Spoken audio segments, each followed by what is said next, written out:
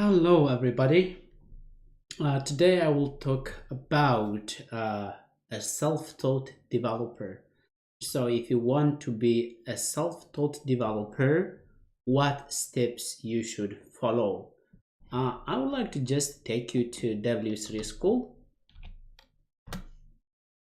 Uh, I think the first place you should know you don't have to go to university to be a developer or a programmer. So you should believe in yourself and you should have a strong belief that you can be a developer without going to college or university. That means without having any degree or master whatsoever. It's possible to be a programmer without going any university or college, because now the internet is full of information. You can access anything you want, even in a more I think educating way, because lots of things are online, and you can access those information. So I think you should also be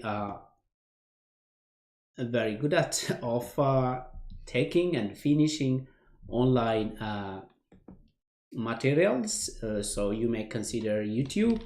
You can search anything you want, for instance, Python.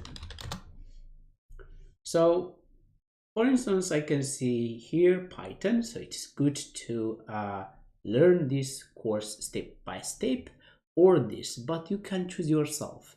If this is not something you like, just go for the other. So YouTube actually gives you the opportunity to choose the best teacher. If this doesn't work for you, go for this one. Or if this doesn't work for you, you can go for the other one. You don't have to waste the time for something you don't like or something you don't enjoy. So find the best teacher, find the best person who can help you to understand complicated concepts. So YouTube will help you to choose best teachers. Another place I think would be W3 School. W3 School, for instance, if you want to be a web developer, you will get all the necessary materials here. It starts from HTML and then CSS and then JavaScript. So if you want to be a web developer, first you should learn HTML because it's the foundation of everything. Then you will learn CSS and then JavaScript. After that, actually you can learn also React. That is a JavaScript library.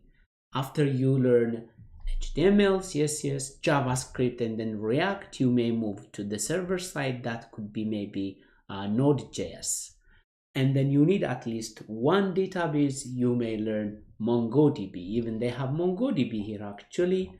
I have seen here somewhere, but they usually connect, or you can use SQL. It doesn't matter. But let me just take you to the MongoDB part of this. If I click on the Python section, I think they have MongoDB part somewhere. As you can see, they use MongoDB with Python. It might be hard to yeah, because it's not with a node, so you may find node MongoDB somewhere else, I could say, instead of this one. But to learn HTML, this site's very good. CSS, this site's very good. JavaScript, this is very good. But to give you actually a starting point, the JavaScript you get here doesn't take you anywhere, but it will be a very good starting point. Then they do have also React, and this React is also very good for a starting point. Then after you get familiar with the web development environment, actually jump onto these challenges. For instance, 30 days of JavaScript. After if you finish 30 days of JavaScript, I would recommend you to jump onto 30 days of React. By this now, I think you are just a front-end developer. because you know HTML, you know CSS, you know JavaScript, you know React. And if you want to know the backend, you may come to this site, actually developed by Helsinki University. They have almost everything, both the backend and the front end. So you may also consider to finish this. For instance, from here to this part, actually these two part, only the front end, basics of web development, and this is about React. And then here is actually this also, let me just open, that's also actually the front end part. This is where the node or the backend start. Yes, and then after there's testing, and then React testing, and Redux, React router, hooks, and styling again. Anyway, when you just complete this, you will have a solid understanding of web development, both front end and back end. Something you should also consider is actually FreeCodeCamp. The FreeCodeCamp curriculum, they do have different things.